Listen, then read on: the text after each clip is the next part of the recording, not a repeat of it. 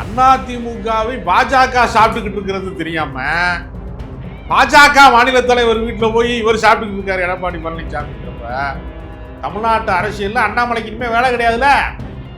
அதனால அண்ணன் இந்த கூட்டணி வெற்றி பெற விடாமல் பார்த்துக்கிற வேலையை அவர் பார்ப்பார். பிரிக்காத சந்திப்பு நயினார் நாகேந்திரன் மாட்டிவிடக்கூடாது என்பதற்காக அவருக்காக பேசிட்டு ரெண்டு பேரும் நயினார் நாகேந்திரனை ரயில்ல மாட்டி விட்டது யாருங்க? தாம்பரம் ரயில் நிலையத்துல 4 கோடி ரூபா போகிறதுங்கிறத மாட்டி விட்டது யாருங்க? அதிமுக இன்னைக்கு எனக்கு எதிரியே இல்லைன்னு சொல்லக்கூடிய அளவுக்கு திமுக தில்லா இந்த அரசியலை எதிர்கொள்ளக்கூடிய அளவுக்கு அதிமுகவை பலவீனப்படுத்தியது யாரு? எடப்பாடி பழனிசாமிக்கு திமுகவே தேவலைன்னு பன்னீர்செல்வம் முடிவெடுத்தாருன்னா அந்த குற்றம் யாருடையது? தமிழ்நாட்டிலே வட இந்தியர்களுக்கு வாக்குரிமை அளிக்கக்கூடாது என்கிற கோரிக்கையை எடப்பாடி பழனிசாமி தில்லு இருக்கு அவருக்கு சொல்றதுக்கு. 109 வகையை தின்னுட்டு தூங்க வேண்டியதான். ஷர்மிளா டாக்கீஸ் நேயர்களுக்கு வணக்கம். இந்த நேர்காணலில் நாம் சிந்திக்கிருப்பவர் அரசியல் விமர்சகர் திரு ராஜகம்பீரன் அவர்கள். வணக்கம். வணக்கம். நெல்லையில பிரச்சாரம் செய்து கொண்டிருந்த எடப்பாடி பழனிசாமி அவருக்கு ஒரு தடபுடலான விருந்து பாஜக தலைவரால் ஏற்பாடு செய்யப்பட்டிருக்கு. கலந்து கொண்டு ஒரு 109 அறுசுவை விருந்து, வெஜ்ஜு, ஃபுல்லாகவே வெஜ்ஜுன்னு தான் சொல்கிறாங்க. அதில் அண்ணாமலை புறக்கணிக்கப்பட்டிருக்காரு. அதற்கு முன்பாக அந்த விருந்துக்கு முன்பாக 1 மணி நேரம் ஆலோசனை கூட்டம் நடைபெற்றதாகவும் சொல்லப்படுது. இந்த கூட்டணி ரொம்ப ஜெல்லாயிருக்கு அப்படின்னு எடப்பாடி சொல்றாரு. நீங்க எப்படி பார்க்குறீங்க? அதிமுகவை பாஜக சாப்பிட்டுக்கிட்டு இருக்கிறது தெரியாம பாஜக மாநில தலைவர் வீட்டில் போய் இவர் சாப்பிட்டுக்கிட்டு இருக்காரு எடப்பாடி பழனிசாமிங்கிறப்ப கண்டிப்பாக ஜெயிக்க போறது கிடையாது. அதிமுகவினுடைய வாக்கு வங்கி சோழ மண்டலங்கள்ல, தஞ்சாவூர், காவிரி டெல்டா பகுதிகளில் டிடிவி தினகரன் ஒரு பெரிய செல்வாக்கு மிக்கவராக அப்படின்னு அவர் தன்னை கருதி கொண்டு அவர் இருக்கிறார். அவரை நீங்க கூட்டணியில சேர்ப்பியலா அப்படின்னு கேட்டா அவர் என்டிஏ கூட்டணியில் இருக்கிறாரு, ஏன் கூட கிடையாது அப்படின்னு எடப்பாடி சொல்றாரு. அப்படின்னா என்ன அர்த்தம்? உன்னை நான் ஏத்துக்கிற மாட்டேன், தலைவாச வழியா நீ வராத. அது ஒரே சோறு தான், கூட்டு போட்டா அதுக்கு பேர் விருந்து. அவனா கேட்டு வாங்கி சாப்பிட்டான்னா பிச்சை. அப்ப இங்க விருந்து நடக்கிறது, டிடிவி தினகரனுக்கு விருந்து இல்லது. இந்த கட்சியினுடைய கொல்லவாசல் வழியா நீ இன்னொரு பக்கம் வேணா ஒரு ஓரமா நின்றுக்க என்று சொல்றாரு. இன்னொரு பக்கம் ஓபிஎஸ் அவர்கள் ஜெயலலிதா சிறைக்கு போகிற போதெல்லாம் முதலமைச்சராக இருந்து அந்த பதவியை மீண்டும் அவர்கள் சிறையிலிருந்து மீண்டும் போதெல்லாம் திருப்பி கொடுத்தவர். ஜெயலலிதா மறைவுக்கு பின்பும் கூட இடைக்கால முதலமைச்சராக 3 முறை பதவி வைத்தவர். அவர் எந்த பதவியுமே எனக்கு வேணாம், இனிமே எனக்கு அதிமுக இணை ஒருங்கிணைப்பாளர் வேணாம், உங்க கூட போட்டி போட வரல, என் கூட இருக்கிறவங்க 3 எம்எல்ஏ இருக்கிறான், அவங்கள மட்டும் நீ பாத்துக்க என்று எந்த விதமான முன் நிபந்தனையும் இல்லாம சரணடைவதற்காக வந்த ஓபிஎஸ்ஐ வயது காரணமாக, அனுபவம் காரணமாக, முன்னாள் முதலமைச்சர் என்கிற ஒரு மூத்தவர் என்கிற அடிப்படையில கூட அவருக்கு பரிசீலிக்க தயாரல்ல. அப்புறம் தன்னை முதலமைச்சராக்கி கூவாத்தூரிலே ஒரு பெரிய ஜனநாயக திருவிழாவை நடத்தி முடித்த சசிகலா மீது அவருக்கு இருக்கிற நன்றி உணர்ச்சியை நம்ம பார்த்தோம். கோடநாடு எஸ்டேட்டுக்குள்ள ஆளை குதிக்க விட்டு, காவலாளியை கொலை செய்ய விட்டு, அங்க இருக்கக்கூடிய ஆதாரங்களை அளித்ததன் மூலமாக, அது ஆதாரங்களை அளிக்கல, தஸ்தாவேஜுகளை அளிக்கல, பத்திரங்களை அளிக்கல, சசிகலாவின் எதிர்கால அரசியலை அழிச்சிட்டாரு. அது விமர்சனம், அது குற்றச்சாட்டு, அது நிரூபிக்கப்படல. எல்லாமே நிரூபிக்கப்பட்டால் தான் அப்படின்னு சொன்னா இவர் கூட தான் ஒரு முதலமைச்சராக தன்னை நிரூபிக்கிற எடப்பாடி பழனிசாமி. அவர் ஆட்சி காலத்தில் அவர் தன்னை ஒரு சிறந்த தலைவராக நிரூபிச்சிருக்கிறாரா? அதிமுகவினுடைய பொதுச் செயலாளர் அவர் தன்னை நிரூபிச்சிருக்கிறாரா? அவர் என்னத்தை நிரூபிச்சிருக்கிறாரு? எதை சட்டப்பூர்வமாக நிரூபிக்கிற? இப்ப பட்டப்பகல்ல பஸ் ஸ்டாண்ட்ல ஒருத்தனை வெட்டிடுறாங்க. இப்பதான் சிசிடிவி கேமராலாம் இருக்கு, அந்த காலத்துல கிடையாது. 80களில் நடந்த கொலை, 90 நடந்த கொலையில சிசிடிவி கிடையாது. பெரிய ரவுடியை கத்தியை தூக்கிட்டு வெட்டினாங்கிறத 50 பேரும் பார்த்துட்டு ஐயோ நம்ம சாட்சி சொல்ல மாட்டேன் அப்படின்னு சொன்னா போதிய ஆதாரங்கள் இன்றி விடுதலைன்னு பல பேரை விடுதலை பண்ணிருக்காங்க. பல வழக்குகள்ல, எல்லாருக்குமே தெரிஞ்ச பல வழக்குகள்ல அவர் விடுதலை பெற்றுட்டாருங்க அப்படின்னு சொல்லியிருக்காங்க நமக்கு. அப்ப கொலை நடக்கலைன்னு அர்த்தமா? குற்றம் நடக்கவில்லைன்னு அர்த்தமா? நீதிமன்றத்துக்கு சாட்சியம் வேணும். சாட்சியம் இல்லைன்னா நீதிமன்றத்துல நீதியரசராக இருந்தாலும் தீர்ப்பு சொல்ல முடியாது. அதிமுகவை பாஜக சாப்பிட்டுக்கிட்டு இருக்கு, அது தெரியாம போய் கூச்சமே இல்லாம போய் அங்க போய் விருந்துகிட்ட கலந்துக்கிறீங்களே நீங்க கேக்குறீங்க. ஆனால் ஓபிஎஸ் டிடிவி தினகரன் ஓரங்கட்டப்பட்டிருக்காங்க இல்லையா, அதே போல அண்ணாமலை ஓரம் கட்டப்பட்டிருக்காரு. யாரால் தமிழகத்துல பாஜக வளர்ச்சி அடைஞ்சிருக்கு, பாஜகவுக்கு வாக்கு சதவீதம் அதிகரிச்சிருக்குன்னு சொல்லப்படுதோ, அந்த நபர் எடப்பாடி பழனிசாமியால புறக்கணிக்கப்பட்டிருக்காரு அப்படின்றப்போ, அந்த இடத்துலயும் அவர் வந்து தன்னுடைய ஆளுமை அதாங்க, நிரூபிக்கிறார். அதுக்கு வேட்டு கொங்கு மண்டலத்துல வைப்பாரு அண்ணாமலை வைப்பாரு. அண்ணாமலை சார் உடையவர்கள் இப்ப நீங்க வந்து பாஜகவுக்கு 11% வாக்கு வங்கி வந்துருச்சு நம்ம சொல்லிட்டு இருக்கோம்ல, எப்படி வருதுன்னு பார்ப்போம் சட்டப்பேரவை தேர்தல்னு இவர் காத்திருக்கிறாரு. நயினார் நாகேந்திரனுடைய இந்த கூட்டணி பாஜக அதிமுக கூட்டணி வெற்றி பெற்று விட்டால், நயினார் நாகேந்திரன் மீண்டும் வெற்றி பெற்று விட்டால், தமிழ்நாட்டு அரசியல்ல அண்ணாமலைக்கு இனிமே வேலை கிடையாதுல. அதனால அண்ணன் இந்த கூட்டணி வெற்றி பெற விடாமல் பார்த்துக்கிற வேலையை அவர் பார்ப்பாரு. எப்பொழுதுமே உங்களுக்கு வந்து விஷம் கொடுத்து தான் கொல்லணும்னு கிடையாது. வெள்ளம் கொடுத்தும் கொல்ல முடியும்ல. சக்கரை நோயாளியா இருக்கான், டெய்லி வெள்ளம் கொடுத்தோம்னா அவன் உடம்பு பாதிக்கப்படும். விஷம் கொடுத்தும் கொள்ளலாம், வெள்ளம் கொடுத்தும் கொள்ளலாம். வெள்ளம் கொடுத்து கொள்றதுக்கான வேலை திட்டம் எப்பொழுதுமே அரசியல் கட்சிகள்ல கூடவே இருப்பான், நம்ம கூடவே தான் இருப்பான். பத்திரிகையாளர் சந்திப்புல நயினார் நாகேந்திரன் மாட்டிவிடக்கூடாது என்பதற்காக அவருக்காக பேசிட்டு 2 பேரும் நயினார் நாகேந்திரனை வந்து ரயில்ல மாட்டி விட்டது யாருங்க? தாம்பரம் ரயில் நிலையத்துல 4 கோடி ரூபாய் போகுதுங்கிறத மாட்டி விட்டது யாருங்க? யாருக்கா தெரியுமா? நீங்க இருக்கிய கூட இருக்கிறவனுக்கு தானே தெரியும் நீங்க என்ன செஞ்சுட்டு இருக்கீங்கன்னு. சம்மந்தம் இல்லாத ஒரு ஆளுக்கு தெரியுமா? பாஜக காரனுக்கு தானே தெரியும் பணம் போகுதா போகலைன்னு. அவரை யாரு மாட்டி விட்டது? ராகவனுக்கு வந்து கேடி ராகவனுக்கு எப்படி ஸ்பெல்லிங் பாருங்க, எவ்வளவு பொருத்தமா அமைச்சிருக்கு பாருங்க. கேடி ராகவனுக்கு கேமரா வச்சவங்க யாரு? திமுக காரணம் வச்சான். அது கேடி கேடின்றீங்க. அதேங்க ரெண்டும் ஒண்ணுதாங்க. சரி, கேடி ராகவன் உங்க ஆசைக்கு நான் ஏன் வந்து பேசுவானே. கேடி ராகவனுக்கு வந்து கேமரா வச்சவங்க யாரு? திமுக காரனா, கம்யூனிஸ்ட் காரனா, திமுக காரணம் வச்சா? எல்லாமே உள்குத்து தானே, உள்குத்து அரசியல் எல்லாமே. அதனால வந்து நீங்க வந்து முக்குளத்தோருடைய வாக்கு வங்கி என்பது தென் மாவட்டங்கள்ல இனிமேல் அதிமுகவுக்கு இல்லை என்று சொல்லக்கூடிய அளவுக்கு ஒரு மோசமான பின்னடைவை சந்தித்து விட்டது அதிமுக. அன்வர் ராஜா சொன்ன காரணமே அதுதான். ராமநாதபுரம் மாவட்டத்துல எங்க மறவர் சமூகத்தை சேர்ந்தவர்கள் பெரும்பான்மையாக வந்து அதிமுகவுக்கு வாக்களிக்கிறவங்க எல்லாருமே பன்னீர்செல்வம் சுயேட்சா நிக்கிற போது 3.5 லட்சம் வாக்கு கிட்ட வந்துருச்சு. 3,42,000 வாக்கு வந்துருச்சு. ஆனா அதிமுகவினுடைய வேட்பாளர் இரட்டை இலையில போட்டியிட்டவர் தோல்வி அடைந்தது மட்டுமல்ல, டெபாசிட் இழந்தார். அப்ப அரசியல் வந்து பின்னடைவை நோக்கி போய் கொண்டிருக்கிறது. இந்த கட்சி இனி தேராது என்கிற இடத்தை நோக்கி போய் கொண்டிருக்கிறது. இவங்களா செட்டிங் பண்ணி முன்னாள் அமைச்சர்கள் செல்வாக்கு மிக்கவர்கள் தலைக்கு 250 ரூபாய் கொடுத்து உனக்கு குவார்டர் வேணுமா, பிரியாணி வேணுமா, எல்லாமே தர்றேன்னு சொல்லி நீங்க வாகனங்கள் ஏற்பாடு பண்ணி ஒரு தெரு முழுக்க நீங்கள் நிறைத்து வைத்து நீ ஒரு கூட்டம் வந்துருச்சுன்னு சொல்லி நீங்களா வீடியோ போட்டு போடலாம். கூடுகிற கூட்டத்தை வச்சுலாம் ஒருத்தன் வந்து ஜெயிக்க போறான்னு சொல்லவே முடியாதுல்ல. அப்படி பார்த்தா விஜய்க்கு கூட்டம் வருது. இல்ல, கடந்த மாதத்துல இருந்து இப்போது வரைக்கும் சீமானுக்கு கூட்டம் வரலையா? எல்லா கூட்டத்திலையுமே பேசும்போது சீமானுக்கு பயங்கரமா கூட்டம் வரும். ஓட்டு வருமா? ஒரு கவுன்சிலர் வந்திருக்காங்களா, ஒரு எம்எல்ஏ வந்திருக்காங்களா, ஒரு கவுன்சிலர் வந்திருக்காங்களா, நகர்மன்ற தலைவர் வந்திருக்கானா, எம்எல்ஏ யாருமே இல்ல. கூட்டம் வரும், ஓட்டு வருமா? அதிமுகவை வந்து சிதறடிக்கப்பட்ட வாக்கு வங்கியாக மாற்றி வைத்திருப்பது யார்? பாஜக விளையாடிய இந்த விளையாட்டுக்கு பலியாகி அதிமுக திமுகவுக்கு நிகராக போட்டி போடுகிற சக்தியாக இருந்தவர்கள், ஈக்குவலா இருந்தவங்க, அதிமுக இன்னைக்கு எனக்கு எதிரியே இல்லைன்னு சொல்லக்கூடிய அளவுக்கு திமுக தில்லா இந்த அரசியலை எதிர்கொள்ளக்கூடிய அளவுக்கு அதிமுகவை பலவீனப்படுத்தியது யாரு? பாஜக பலவீனப்படுத்தியது என்றால் அந்த பலவீனத்துக்கு ஒத்துக்கிட்டது பழனிசாமி. 10 தோல்வி பழனிசாமின்னு பங்காளி எல்லாம் செல்லமா கூப்பிடுறாங்களா இல்லையா? அவரை 25 லட்சம் மக்களை இந்த சுற்றுப்பயணத்துல பார்த்திருக்காரு. எல்லாரும் இந்த ஆட்சியினுடைய அவலத்தை, குறைகளை, தன்னுடைய குமுறலை வந்து மக்கள் வந்து எடப்பாடியிட சொல்லியிருக்காங்க. நான் ஆட்சிக்கு வந்த எல்லாத்தையும் மாத்த போறேன். எடப்பாடிட்ட சொல்றாங்க. அவர் முதலமைச்சர் வேட்பாளரே கிடையாது, மேலிடம்ல முடிவு செய்யும். அமித்ஷா இன்னும் முடிவே எடுக்கலையா? வேலுமணியா வந்து நாங்க யாரை வந்து தங்கமணியான்னு நாங்கள முடிவு எடுப்போம்னு சொல்றாரு. முதலமைச்சர் வேட்பாளரே இன்னும் முடிவாகலையே. இவரையே முதலமைச்சர் வேட்பாளராக கருதுறாங்க. இப்ப மேலிடம் முடிவு செய்யும். இது வரைக்கும் நான் கேட்கிறேன், இதே பாஜகவோட அதிமுக கூட்டணி வைத்திருக்கிறது வாஜ்பாய் காலத்துல. இதே திமுக வந்து பிஜேபியோட கூட்டணி வைத்திருக்கிறது கடந்த காலங்கள்ல. அப்பொழுதெல்லாம் மேலிட முடிவு செய்திருக்கிறதா? பாஜக முடிவு செய்ய முடியுமா? ஜெயலலிதா போய் சொல்ல முடியுமா, நான் பார்த்து யார் முதலமைச்சர்னு அதிமுக வந்து நான் தான் முடிவு செய்வேன் என்று அன்றைக்கு வாஜ்பாய்க்கு சொல்ல முடியுமா? அமித்ஷா சொல்ல முடிகிறது. அப்படி சொல்வதற்கான தைரியத்தை யார் தந்தது? நீங்கள் பிரிந்து கிடக்கிறீர்கள். அதனால உங்களுக்கு வந்து வலிமை கிடையாது. வலிமை இல்லாத ஒரு கட்சியை உடைத்து அந்த இடத்திற்கு தான் வந்து சேர வேண்டும்னு பாஜக திட்டமிடுகிறது. அந்த திட்டமிடலுக்கு நீங்கள் உடந்தையாக இருக்கிறீர்கள். அப்ப வந்து அதிமுகவை வீழ்த்துவது யாரு? திமுக கிடையாது. இந்த அதிமுகவை பலவீனப்படுத்துகிற வேலையை எடப்பாடி பழனிசாமி சிறப்பா செய்றார். இல்ல ஓபிஎஸ்ஐ விடவா? ஓபிஎஸ் தான் வந்து முன்னாள் முதல்வராக இருந்திருக்காரு.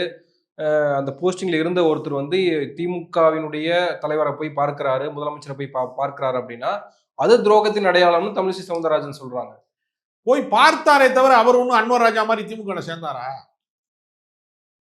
முதலமைச்சர் வந்து நடைபயணம் வந்து காலையில வந்து நடைபயிற்சியின் போது வந்து வழியில வந்து பார்த்தாரு, நல்லா விசாரிச்சாரு. நீங்க வாங்க அப்படின்னு சொன்னாரு, வீட்டுக்கு வாங்கன்னாரு. ஒரு மரியாதை நிமித்தமான சந்திப்பு அவ்வளவுதானே தவிர, சரி அப்படி ஒருவேளை எடப்பாடி பழனிசாமிக்கு திமுகவே தேவலைன்னு பன்னீர்செல்வம் முடிவெடுத்தாருன்னா அந்த குற்றம் யாருடையது? பகிரங்கமா நான் சொல்றேன், நான் வந்து வெளியேறி வர்றேன், இந்த கூட்டணியில வந்து என்னை நீ வந்து முழுசா சேர்த்துக்க, நான் எந்த பதவியும் கேட்கலன்னு சொல்லும் போது கூட காது கேட்காத மாதிரி இருந்தாரா இல்லையா பழனிசாமி? அப்ப பழனிசாமியை விடவும் மிக மோசமான சக்தி கிடையாது திமுக என்று நினைக்கக்கூடிய அளவுக்கு சந்திச்சாருன்னே வச்சுக்கோங்களேன். அந்த நிலைக்கு இட்டு சென்றது யாரு? முதலமைச்சர் மு.க. ஸ்டாலினை சந்தித்த பிறகு இப்போ ஒரு அறிக்கை வெளியிடுறாரு. அம்மா ஆட்சி மலர செய்வோம், அதுதான் இலக்கு அப்படின்றாரு. முதல்வரை பார்த்ததன் மூலமாக எப்படி அம்மா ஆட்சியை நீங்க நிலைநிறுத்த முடியும்? இல்லைங்க, அதாவது ஏதோ திமுகவுக்கு அதிமுகவுக்கு ஜென்ம பகம் மாதிரியே ஒரு தோற்றத்தை வந்து பொய் தோற்றத்தை உருவாக்குறாங்க. நான் என்ன கேட்கிறேன், எம்ஜிஆர் இருந்த கட்சி அது. எம்ஜிஆர் அதிமுக தொடங்குறதுக்கு முன்னாடி எந்த கட்சியில் இருந்தாரு? திமுக தானங்க இருந்தாரு.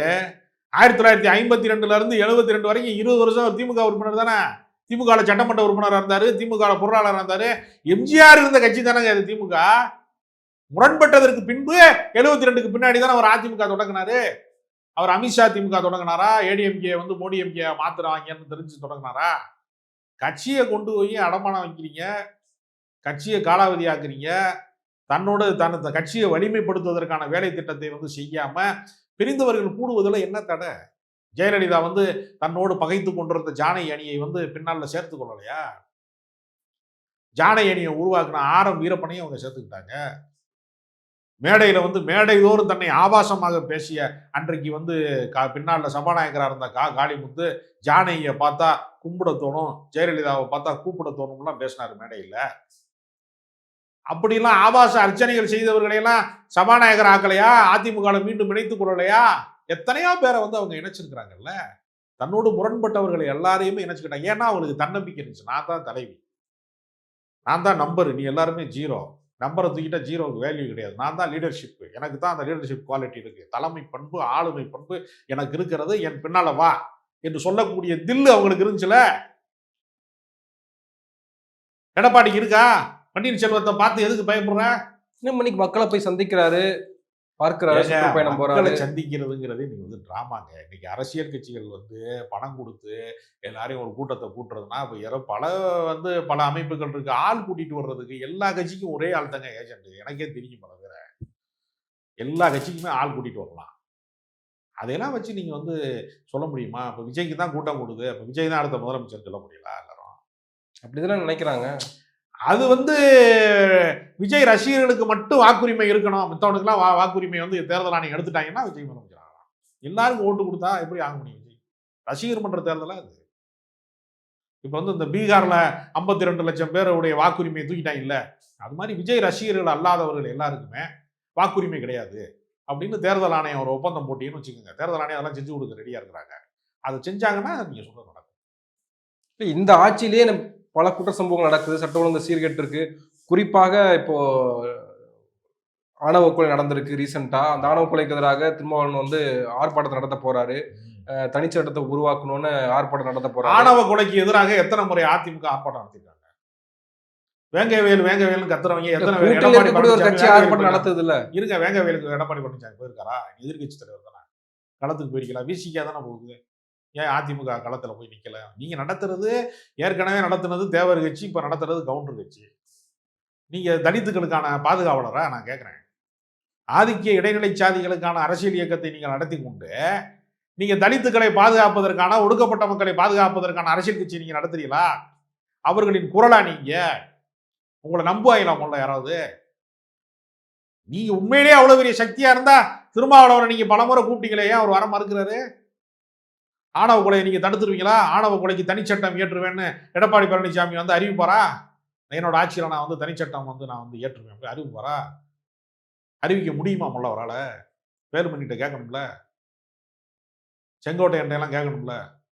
தனித்த தலைவர் அவரு, தனிப்பெருந்த பெரும்பான்மை மிக்க தலைவர் அவரு. அதனால இதெல்லாம் பேசுவதற்கு அவர்களுக்கு அருகதை கிடையாது. பாஜகவோடு இப்போது மட்டுமில்ல எப்போதுமே கூட்டணி இல்லைன்னு சொல்லிட்டு டெல்லிக்கு சொல்லாம கொள்ளாம போறீங்களே நீங்க. உங்களை நம்பி யாராவது சிறுபான்மை மக்கள் ஓட்டு போடுவானா? ஒடுக்கப்பட்டவர்கள் யாராவது ஓட்டு போடுவாங்களா? அதனால எடப்பாடிக்கு அப்படி ஒரு தனித்த செல்வாக்கே கிடையாது. ஒரு முன்னாள் முதலமைச்சர், அதிமுக ஒரு கட்டமைப்பு இருக்கு, ஒன்றிய செயலாளர், மாவட்ட செயலாளர், அவங்க லோக்கல்ல இருக்கக்கூடிய ஆட்கள்லாம் சேர்ந்து மக்களை திரட்டுறாங்க ஒரு தெருவுல. அந்த தெருவுக்குள்ள ஒரு ஊர்வலம் வர்றாரு. அதனால அவர் வெற்றி பெற்றுவாருன்னு நான் நம்பல. இந்த வேடிக்கையெல்லாம் நான் நிறைய பார்த்துருக்கேன். அரசியல்ல வந்து இந்த திருவிழா மாதிரி வேடிக்கை காட்டுறதெல்லாம் நிறைய பார்த்துருக்கேன். அதனால ஒருபோதும் வெற்றி பெற முடியாது. இப்போ முதலமைச்சர் மு.க. ஸ்டாலின் கடுமையான விமர்சனங்களை அதிமுகவின் மீது, அதிமுக பாஜக கூட்டணி மீது முன்வைக்கிறாரு. இப்போ திரும்பியும் கிட்டத்தட்ட ஒரு 7 ஆண்டுகளாகவே இதே பாஜக எதிர்ப்பை முன்னிறுத்தி மட்டுமே திமுக கூட்டணிகள் களத்துக்கு போறாங்க இல்லையா? திரும்பியும் அதே பழைய ரெக்கார்டு திரும்பி பேசுறாங்க. இது எப்படி செல்லுபடி ஆகும்லாம் பலரும் கேட்குறாங்க. அதை எப்படி நீங்க பாக்குறீங்க? ஏங்க 200 வருஷம் சுதந்திரம் வேணும் திரும்ப திரும்ப சொல்லிக்கிட்டே இருந்தாருங்க காந்தி காலம் வரைக்கும். முதல் சுதந்திர போர் தொடங்கி காந்தி 1947 விடுதலை வரைக்கும் 200 வருஷமா ஒரே கோரிக்கை தான், சுதந்திரம் வேணும்னு. வாழ்நாள் பூரா சாதி ஒழிப்பு தான் பெரியாருடைய வாழ்க்கை முறை. வாழ்நாள் முழுக்க சாதிக்கு எதிரான சமத்துவத்திற்கான குரலாகத்தான் அம்பேத்கர் அரசியல் கட்சியில் என்ன ட்ரெண்டிங்காக வந்து இந்த பேட்டர்ன்ல இருக்கிறத வந்து நம்ம மாத்திடுவோம், போர் அடிக்குது 7 வருஷம் ஆச்சு அப்படின்னு மாற்ற முடியுமா? தமிழர்களுக்கு பாஜக துரோகம் செய்கிற வரைக்கும், ஒன்றிய அரசாங்கம் மாநில சுயாட்சியின் மீது கை வைக்கிற வரைக்கும், இருமொழி கொள்கை மேல கை வைக்கிற வரைக்கும், சமூக நீதியை இல்லாமல் செய்கிற வரைக்கும் பாஜகவை தான் எதிர்க்கணும். வேற யாரை எதிர்ப்பாங்க? 4 ஆண்டுகள்ல என்ன நடந்திருக்கு, அவங்களுடைய வாழ்வாதாரம் எந்த அளவுக்கு பாதிக்கப்பட்டிருக்கு, என்ன நடந்திருக்கு, அதெல்லாம் தான் பார்ப்பாங்க. அதாவது பாதிக்கப்பட்டதுன்னா என்ன பாதிக்கப்படுறது? தமிழ்நாட்டில் இருக்கக்கூடிய வட இந்தியர்களை பூரா கொண்டு வந்து இங்கே வாக்காளர் பட்டியலில் சேர்க்கறதுக்கு முயற்சி பண்ணிட்டு இருக்காங்க. இது பாதிப்பு இல்லையா? இதை கண்டிப்பாரா எடப்பாடி பழனிசாமி? பீகார்காரன் மட்டுமே 6.5 லட்சம் பேர் இருக்கான் தமிழ்நாட்டில், சென்னையில் 3.5 லட்சம் பேர் இருக்கான். ஏறத்தாழ 70 லட்சம் வாக்காளர்கள் வட இந்தியர்களை வந்து தமிழ்நாட்டிலே வந்து வாக்காளர்களாக சேர்க்க போகிறார்கள். 10% வாக்கு வங்கி என்பது அவர்கள் தீர்மானிக்கக்கூடிய அரசாங்கமாக மாறப்போகிறது. தமிழ்நாட்டிலே வட இந்தியர்களுக்கு வாக்குரிமை அளிக்கக்கூடாது என்கிற கோரிக்கையை எடப்பாடி பழனிசாமி எழுப்புவாரா? தில்லு இருக்கா அவருக்கு சொல்றதுக்கு? 109 வகையை தின்னுட்டு தூங்க வேண்டியதான். அவருக்கு அரசியல் கிடையாது. அத்தனையுமா சாப்பிட்டு போறாரு, கொஞ்சமா சாப்பிட்டுருவாங்க. அதாங்க, அதுல கூட அவருக்கு நீங்க பாருங்க, சைவம் சாப்பிட்றாரு. அப்ப அவர் சைவம் சார்ந்தவர். அவரு எல்லாமே பார்ப்பன மயத்திற்கு அடிமையா மாறிக்கிட்டு இருக்காங்க. உணவு முறையில இருந்து கலாச்சாரத்துல இருந்து எல்லாவற்றிலையுமே நீங்க முழுமையாக அந்த கட்சியை சார்ந்து போறீங்கிறதுக்கான அடையாளம் தான். எனக்கு தெரியுங்க, வந்து எத்தனையோ முறை அதிமுக பொதுக்குழு செயற்குழுலாம் நடக்கும்போது, கூட்டங்கள் நடக்கிற போதெல்லாம் உங்களுக்கே தெரிஞ்சிருக்கும், அந்த மிகப்பெரிய பிரியாணி விருந்து நடக்கும். எல்லா உணவும் பரிமாறப்படும். இல்ல அதிமுக பொதுக்குழு கூட்டத்திலேயே கூட சைவ விருந்தானே போட்டாங்க. அதுக்கு என்ன பண்றது? அதாங்க, அதனாலதான் வீரம் இழந்துட்டாங்க. சாம்பாரா சாப்பிட்டு சாம்பாரா மாறிட்டாங்க எல்லாரும். தயிர் சாதமா சாப்பிட்டதுனாலதான் பாஜகவை எதிர்க்கிறதுக்கான தில்லு எங்க உங்களுக்கு இல்லையில? பாஜகவை எதிர்க்கிறதுக்கு மோடியா லேடியா என்று கேட்கக்கூடிய தில்லு இருக்கா? சங்கராச்சாரியாரை கைது செய்த தில்லு இருந்துச்சா இல்லையா ஜெயலலிதா? அதனாலதானே ஜெயலலிதாவை தலைமை பண்போடு இருக்கிறவரை பார்த்தாங்க. நீங்க வந்து அப்படி கையெடுத்து கும்பிட்டுக்கிட்டே இருந்தீங்கன்னா என்ன மக்கள் எப்படி உங்களை பார்ப்பான்? ஒரு நாளும் பழனிசாமி தலைவராகவே முடியாது. முதல்ல அதிமுகவே காப்பாற்ற முடியாது, தமிழ்நாட்டை காப்பாறான் அவர். எப்படி காப்பாரு? இல்ல ஓபிஎஸ் நிலைமை என்னவாக இருக்கு அப்படின்ற ஒரு கேள்வி இருக்கு. ஏன்னா ஓபிஎஸ் நிலைமை வந்து மோசமாகாதுங்க. ஓபிஎஸ் வெளியில வச்சிருக்கிறது மூலமாக எடப்பாடி பழனிசாமிக்கு தான் ஒவ்வொரு தொகுதியிலையும் 5000 10,000 வாக்கு பறிபோக போகுது. அந்த 5000 10,000 வாக்கினுடைய வித்தியாசத்துல தான் போன சட்டப்பேரவை தேர்தலில் அதிமுகவுக்கும் திமுகவுக்குமான வாக்கு வித்தியாசம் இருங்க. எவ்வளவு தெரியுமா உங்களுக்கு? 15 லட்சம் பேர் தான் எக்ஸ்ட்ரா போட்டிருக்காங்க. 3% வாக்கு வித்தியாசத்துல தாங்க திமுக வெற்றி பெற்றிருக்கிறது. 15 லட்சம் பேர் இடம் மாறி ஓட்டு போட்டிருக்கான். திமுக வந்து எனக்கு வேணும், அதிமுக வேணாம்னு மாறிருக்கேன், அவ்வளவுதான். அப்ப நான் என்ன சொல்றேன், தமிழ்நாடு முழுக்க ஒரு 15 லட்சம் வாக்காளர்களை வந்து திரட்ட முடியாதா? ஓபிஎஸ் ஆலையும் வந்து இவராலையும் முடியாதா? டிடிவி தினகரனால? அவங்க சாதி வாக்காளர்களை மட்டுமே அவங்க வந்து திரட்டினாங்கன்னா, 15 லட்சம் வாக்காளர்கள் புரிஞ்சுட்டாங்கன்னா திமுக தானே வெல்லும். இல்ல கொல்லைப்புற வாசல் வழியாக வர சொல்றாரு டிடிவின்றப்போ, டிடிவி இப்பயும் சொல்றாரு என்டி அலையன்ஸ் நான் இருக்கிறேன்றாரு. மக்கள் அவர் பின்னாடி இருக்கணும்ல. நானும் ரவுடி தான் வண்டியில ஏறலாம், ஒத்துக்கிறணும்ல அவங்கள. டிடிவி தினகரனுக்கான தனித்தன்மை இப்பொழுது இருக்கிறதா? அவர் ஃபர்ஸ்ட் மாநாடு போடும்போது, முதல் கட்டமாக மாநாடு போடுகிற போது அவர் கூடின கூட்டம் இருக்கா? ஆர்கே நகர்ல ஜெயித்த போது இருந்த செல்வாக்கு அவருக்கு போது இருக்கா? அவர் முடிஞ்சு போன கதையாயிட்டாரு. அவர் பழைய ரெக்கார்ட் ஆயிட்டாரு. அதனால தென் மாவட்டங்கள்ல வந்து தேவர் கம்யூனிட்டி யாருமே எடப்பாடி பழனிசாமிக்கு வந்து வாக்கு வங்கி பெரிய அளவுல சரிவு ஏற்படும். ஒப்புக்கொள்ளவே மாட்டாங்க. ஒன்றுபட்ட அதிமுகவை வந்து உருவாக்காம அதிமுகவின் வாக்கு வங்கியை காப்பாற்றவே முடியாது. அதிமுகவின் வாக்கு வங்கி இவ்வளவு சேதாரமாக இருக்கிற போது, நீ பாஜக என்று தமிழர் விரோத போக்கில் இருக்கக்கூடிய பாஜகவோட பயணிக்கிற போது இயல்பாகவே தோல்வி உறுதியாயிடும். இல்ல ஸ்டாலினை மீட் பண்ண பிறகு ஓபிஎஸ் நடவடிக்கைகள்லாம் பார்க்கிற போது பர்சனலா வந்து பர்சனல் கான்டாக்ட்ல வந்து நான் மெசேஜ் அனுப்புனேன் நயினா நாகேந்திரனுக்கு, பாருங்க ஏதோ ஆதாரம்னு மீடியா கிட்ட காட்டுறாரு. இது எல்லாம் ஏன் காட்டணும்? இதெல்லாம் வந்து பர்சனலா ஏன் காட்டணும்னா பொய் சொல்றாங்கல்ல. நயினார் நாகேந்திரன் ஒரு மாநில தலைவர் பொய் சொல்லலாமா? நான் வந்து நான் நினைச்சிருந்தா மோடியை கூட்டிட்டு போயிருப்பேன் அப்படின்னா அவர் பகிரங்கமா பொது ஊடகத்துக்கே சொன்னாரே, மோடியை சந்திப்பதற்கு நான் வந்து பாக்கியம் எனக்கு கிடைக்கல அப்படின்னு நான் சொன்னாரே. ஓப்பனாவே அவர் வந்து வேண்டுகோள் விடுத்தாரே. அப்ப நீங்க வந்து தொடர்ச்சியா அரசியல்ல ஒரு ஆளை வந்து நீங்க வந்து மூட்டை பூச்சி மாதிரி நசுக்கிட்டே இருப்பீங்கன்னா அவர் சீர மாட்டாங்களா? தப்புவதற்கான எல்லா வாசலையும் அடைத்து விட்டால் ஒரு பூனையே புலியா மாறிடும், சீறி பாஞ்சிரும். நீ எல்லா பக்கமும் கேட்ட போட்டியல்ல, அப்புறம் அவர் பம்மிக்கிட்டே இருக்கணும், பதுங்கிக்கிட்டே இருக்கணும்னா எப்படி பதுங்குவார் அவரு? இப்போ மோடி கூட தன்னிச்சு நடவடிக்கை எடுக்க முடியல பாருங்க. இப்ப எடப்பாடி மோடிக்கு ஒரு அறிவுரை கொடுக்குறாரு, நீங்க ஓபிஎஸ் பார்க்க கூடாது அப்படின்னு. அப்படிதானே எடுத்துக்கணும் அதை? யார் சொல்றா? இல்ல ஓபிஎஸ் மோடி மீட் பண்ணல அப்படின்னா இப்ப யாருக்காக மோடி ஆமாங்க, அதிமுக வாக்கு வங்கியை வந்து கபலீகரம் செய்வதற்கு பாஜக திட்டமிட்டு இருக்கு. அதனால கொஞ்ச நாள் நடிப்பாங்க. அப்புறம் அவர் நிலைமை என்ன ஆக போகுதுன்னு பாருங்க. 2026க்கு பின்னாடி எடப்பாடி பழனிசாமி நிலைமை என்னவா போகுதுன்னு பாருங்க. அவர் தலைவரா நீடிப்பாரா? போச்சிருவாரா? முதல்ல கட்சியை நடத்திடுவாரா? அவர் எதிர்கட்சி தலைவரா நீடிக்கிற வாய்ப்பே இல்லை. அதிமுகவை உடைத்தால் மட்டும்தான் பாஜகவுக்கு வாழ்க்கை. பாஜக 2வது இடத்தை நோக்கி நகர்வதற்கு வேலை செய்யறாங்க. அதனால இது வந்து ஒருபோதும் வெற்றி பெறாது. இந்த கூட்டணி என்பது மிக தவறானது. ஒருத்தரை ஒருத்தர் விழுங்க பார்க்கிறார்கள், இவர்கள் விருந்தில் சந்திக்கிறார்கள். வேடிக்கை. நன்றி, நிறைய விஷயங்களை தெளிவுபடுத்திருக்கீங்க. உங்க நேரத்துக்கு மிக்க நன்றி.